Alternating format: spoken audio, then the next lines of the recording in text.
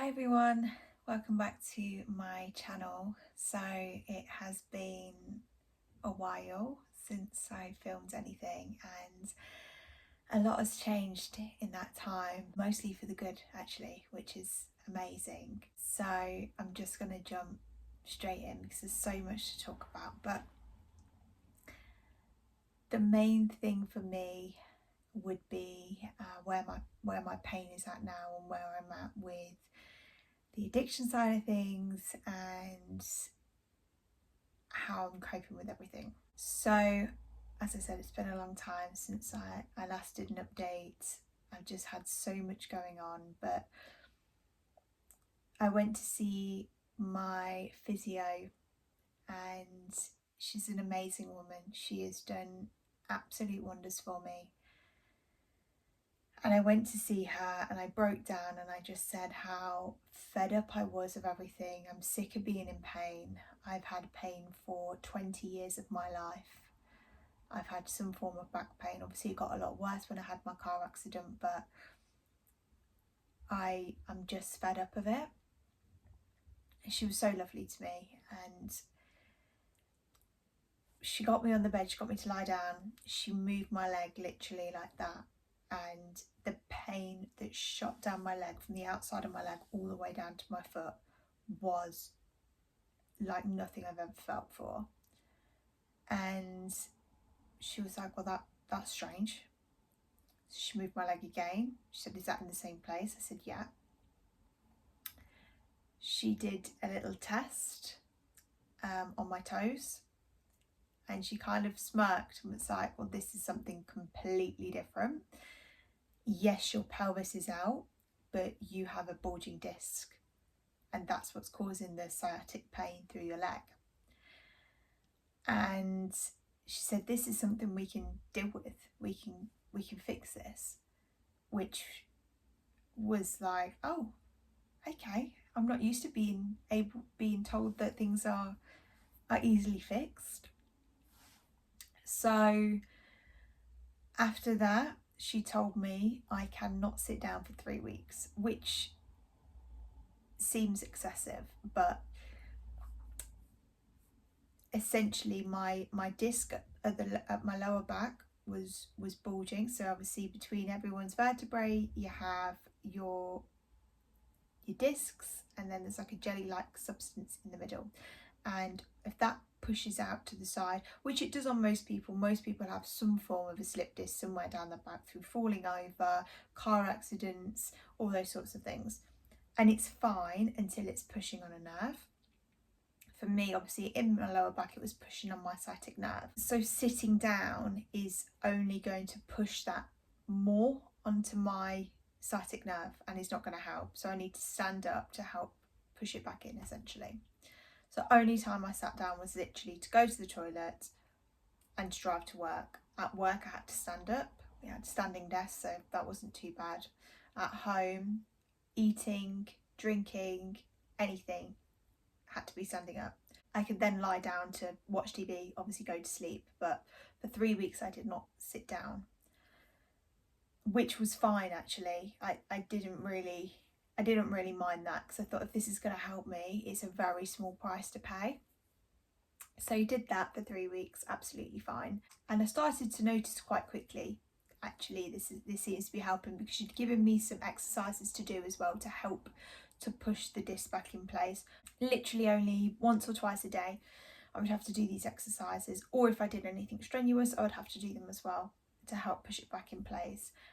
And like I said, probably 4 days I noticed the pain was so much better, and I'm like, this is like unheard of for me to not be in pain. That was that. I went back to her and I was like, well, this is a miracle, this is amazing. And she checked my pelvis and my pelvis had actually aligned itself, because she said it was out because it was protecting the disc. When the disc was bulging, the pelvis went out to protect it. When I pushed the disc back in place, my pelvis realigned itself because the body knew it didn't need to protect it anymore. Now it's back in place, which is madness, by the way, but amazing. And I couldn't believe it. So she said it takes about 6 to 8 weeks for a disc to fully heal. And so she said, take it easy for this time. Remember your exercises. If you do anything strenuous, if you feel the pain coming, do these exercises. Well, 6 to 8 weeks came and went, and I genuinely felt, and still do, feel like a different person. As I said, I'm so used to being in pain. I had been in pain since a very young age. I've had horses throw me off into every object imaginable, and to now not have that pain is amazing.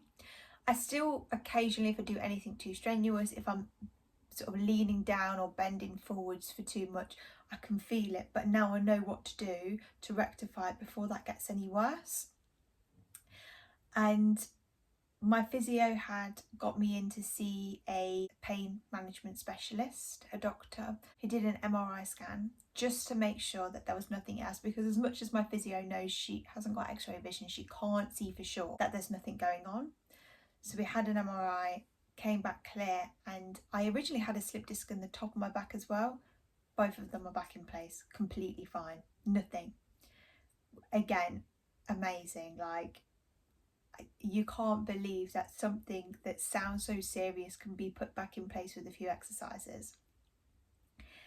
As I said, since then my pain has been so under control and I feel like a new person. It's incredible, and there's times I felt so emotional about it, because dealing with pain, you just get used to being in pain all the time. You get used to the fact that, oh well, I can't do that because my back hurts, or I can't do that, and my brain's a weird thing because it will tell me, don't forget about your back pain, and I'm like, no, I don't have it anymore. I need to be careful, as does everybody, but probably a little bit more than most people. I need to be careful, but not to the point where I was before. It's amazing and wonderful, and I couldn't be happier about that. And then kind of linked to that, I guess, obviously when that happened, I started to realise, like, I can come off my pain meds, off of the fentanyl and the morphine, which weirdly I was happy about to a point, and then I kind of got this weird like connection to it. And this pain management specialist confirmed to me that I could cut my patches in half, so I could reduce without just stopping, which I was really nervous about. I was really nervous about just stopping, and so I stayed on one dose for a long time. I stayed on the 12s for ages because I didn't want to just drop to nothing. He confirmed to me, yes, in fact, you can actually cut them in half and in quarters if you need to. Great. Cut it in half. Obviously went through all the horrible withdrawals I went before, but there was a bit of light at the end of the tunnel, because it wasn't matched with the pain. It was just, I say just, it was the withdrawals that I was having to deal with, not the withdrawals and the pain. One thing I noticed was the waking up in the night with soaking wet hair, but shivering, and just feeling so like disorientated and not knowing what I was doing. But I've been through it so many times that I knew I could get through it, and I knew it was only a matter of time. So I got to that point. So I'd gone from 12 to 6, and I got used to 6, and I thought, okay, drop down to 3. Again, went through all the withdrawals. The withdrawals were much less, dropping from 6 to 3. And then I stayed on 3, and a month went by, and 2 months went by, and I thought, okay, I do need to just stop. But I was so connected to it, I just didn't want to, and I thought, I can't let go of it. It's something I've had in my life for so long, and I don't want to let go of it. I did, but I felt so dependent on it and so reliant on it for so many things, and letting go of this final bit of the puzzle, just it seemed so weird. So what I started to do was, instead of just So normally you'd have your patch on 3 days. Then I was going to 4 days. And then I was doing 3 days and having a day of nothing and then going back on it. And then eventually 3 days, 2 days, 3 days, 3 days, and until it got longer in between. And it went on, and I remember the day because it was my birthday, which is Christmas Eve. And that was the day that I was on the break of not having it. So I took it off the 24th in the morning, and I carried one round with me just in case, whatever that means. Carried it round with me and thought, oh, if I need it. I didn't need it because my pain was manageable. The withdrawals were, I was through that because I'd been having the gaps, but I carried it as a just in case, just in case. And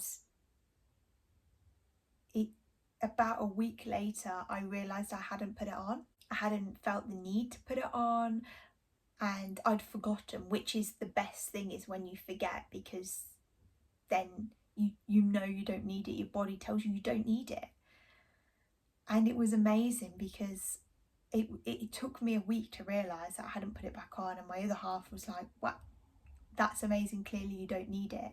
I didn't feel the pain, I didn't feel any more withdrawals, I just felt okay. And I've not put anything back on since, without any fentanyl, without any morphine, without anything stronger than codeine, which is, and that was for another situation. But I've been fine, and I just feel so happy. I feel like my life is really truly starting now. I've got that huge part of my life out of the way, and I feel like I can really start my life how I want to live it, without thinking about pain, without thinking about drugs, without thinking about, oh, I can't do this, and what about this, and don't forget to pack your medication, and when you go in abroad, make sure you tell customs that you've got this medication. And travelling and not having to tell anyone that I've got opiates on me was madness. It's like a whole different world to me, and it's amazing. It really is. And I'm not going to sit here and say I haven't thought about it, because I have. There's been times where I've seen things that are either triggering, or I remember how it made me feel when I first started taking it. And for a split second, I'm like, I've still got it. I've still got the fentanyl. I've still got the morphine. No one would know. And then I'm like, no, but I would know. And my life is so good now. I don't want to go back to that. I don't want to go back to that. And I think maybe forever, I don't know, but certainly for a period of time, I'm going to have that, like, oh, I could just do it once. But it's not just doing it once, is it? And everyone knows that it's not just doing it once. So that's the only battle I'm having, but it's not really, I'm not at the point where I'm going to do it. I just have a thought of like, oh, remember that feeling, that floaty feeling, and being so relaxed and calm and carefree. But it's not really that, is it? And when I remember the other side to that, that's when I go, okay, that's not what I want. I want to be drug free and happy as I am now, which I never thought I would get to, ever. I genuinely had completely given up that I would ever get to this point. And my fiance was so positive, and he kept saying, we will get there, we will find you something, and I just never believed it. And now I'm there, it's like, I can't believe that I gave up myself. But it had been so long of being in pain, and so many people had tried to help, and I was given so many drugs and so many exercises and so many this, that and the other, and nothing had helped, that I would never have thought that I would be at this point. So I'm really, really happy about that. And on top of that, I also recently have been diagnosed with ADHD and autism, the autism came as a shock. The ADHD, I was like, actually, that makes a lot of sense. There was a lot that I've been struggling with over the years, emotionally, a lot. I find the smallest things I just freak out about or can't cope with in life. The reckless behaviour at times, the impulsivity. If I think of something in my brain, I just have to do it now. I can't wait. If the bins need to go out, they're going out this second. They can't wait. It needs to go out now. If some of the painting in the house needs doing, it needs doing this second. It can't wait. And the emotional side of things, the dysregulation of my emotions, rejection sensitivity. I cannot take any form of rejection, even if it's not rejection. If it feels like rejection to me, it hurts a lot, and I react in a way that most people would not deem normal. Anger outbursts, if something which seems quite small has upset me, it's the end of the world. My doctor put me forward for an assessment, and I waited for a little bit of time, but eventually got an assessment, and within 20 minutes he had diagnosed me with ADHD and autism. It's like, do you know you've got autism as well? I was like, no. Okay, that comes more the social side of things. I struggle with eye contact. I struggle to understand a lot of the time when people are joking, when people are serious. There's so much to it. Routine is a massive part of my life, and if something doesn't go exactly right, it knocks me all out of sorts for all day, maybe longer. And textures and the way things feel. Sensory is a big thing to me. Clothes, I wear the same clothes all the time because it's comfortable and it feels nice on my skin. Something new, that is all I would think about all day. I'll be thinking, I can't wait to get this off me. It feels horrible. I hate the feeling. I'll be so uncomfortable. I can't concentrate on my work because I'm like, I need to get this off me. It's horrible. Same with foods. There's so many things that I didn't realise were linked to it. And when he diagnosed me with both, I was like a bit shocked, but the more research I did, the more it made sense. And when I told my fiance, he was not surprised about the ADHD at all. He was like, yeah, obviously. My family were a little bit shocked, I think, but the more I explained it and the more how it looks different than just the naughty boy kind of stigma that there is around ADHD, and they were like, actually, yeah, that kind of does make sense. And looking at some of my family members, it's like, well, yeah, because it's hereditary, and you can see it in some of my family members so clearly.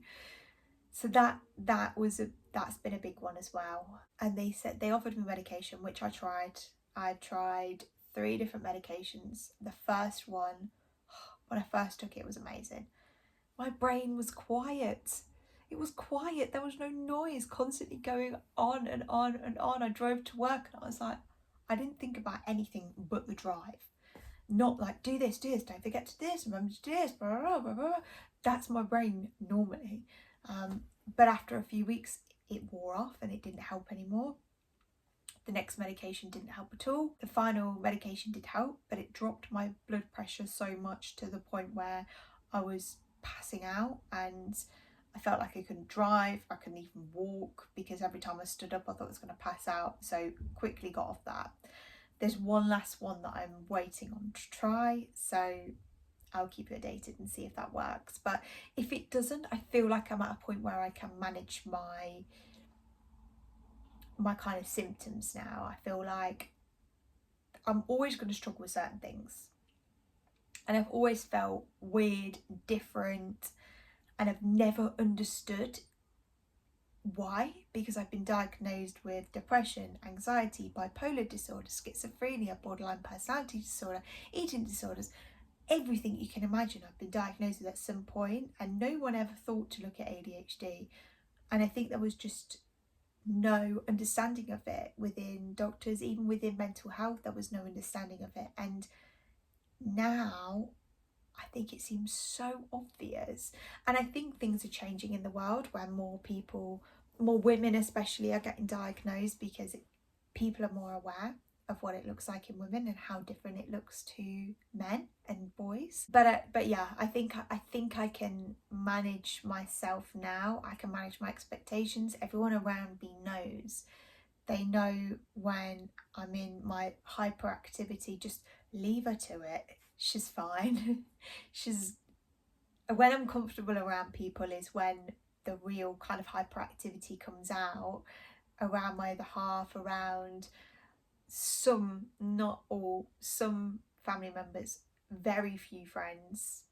I still have a bit of a mask up of, oh, I don't want to let you see my full self because you're going to think I'm weird. And that's just something I've learned over the years. I've learned that what goes on in here is weird to some people, and that's okay. And I know that I need to be cautious of what I'm doing and what I'm expressing to people, and how I express it, and the words that I use, and the way I dress. And I know to some people it's going to be odd. So that's something that I'm really glad that I have.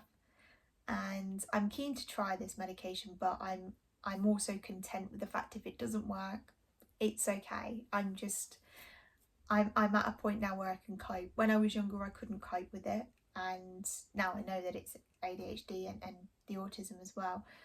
But now I'm at a point where I feel like I could cope should the medication not work, which is a nice place to be. If the medication helps, then great, but if it doesn't, then it's okay as well.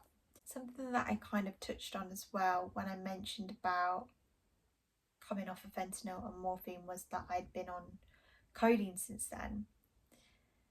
That was a strange point in my life. I'd come off my horse and I broke my rib, which, by the way, was the worst pain of my life. Horrible, absolutely horrible. Hurting to breathe, hurting to move, hurting to do anything at all. It was horrendous.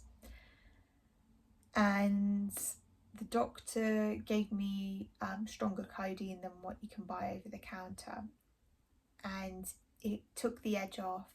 And again, the thought came into my head, was like, you've got morphine, just take it. And I suggested it to my partner. I said, what do you think? He was like, don't do it. If you can not do it, don't do it.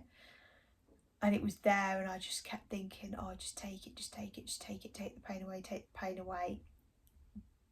But I managed to fight that urge because I thought, I don't actually need it. This takes enough of the edge off that I can breathe without being in pain. I can move around-ish without being in too much pain. You're going to be okay. And I knew that the worst of the pain would be in the first few weeks. And if I could get through that, then I would be okay. So that was another point. And I think I'm going to have these points probably for a long time, if not ever, where it's like, you've got the morphine, just take it. Just take the morphine. Because it's like the little angel and devil situation of like, remember, you've got that. It's amazing. Take it. But I'm lucky that I'm in a mental space that I can say no. And I do worry if my mental health isn't as good, will I be able to do that? But that's just something I'm going to have to deal with at that time. Maybe I can just get rid of it, but there's something in me that wants to keep hold of it. Again, it's a weird like connection that I've got to it. Well, you might need it at some point. I do think that maybe I just need to get rid of it, and then I won't have that temptation. But I also know I could just go back to my doctors and get it, and they would re-prescribe it to me. It's still on my repeat prescription, which is crazy because I've not been on it for 6 months. But if I really wanted it, I could get it back. So not having it in the house really doesn't make that much of a difference. But that's the only thing that slightly concerns me. But at this point in time, and as long as I remain in this positive mindset that I'm in, and it is like I've had a new lease of life, then I think I'll be okay, and I think I will be able to cope and not give in to that desire. But I guess we'll just see. but this is, I guess, then the final kind of update with regards to that side of things, with regards to the drug side of things. Regards to the fentanyl, that is a closed book in my life now, which I never thought I'd get to, and it feels amazing, and I'm just so happy. I'm going to make conscious effort to make more videos. I've got prison related videos that I can make as well, which is, I'm looking forward to getting back into that. I just need to get back in the routine and just do it, because I've never felt this positive and this happy in my life. So I should grab hold of it while I can, because it might not last, but I hope it will. Thank you so much for watching. I know it's been a really long time since I updated, but it's an update that I've been dying to do for a long time, and I'm so glad that I get to share it with you. So thank you very much, and I look forward to seeing you soon. Bye.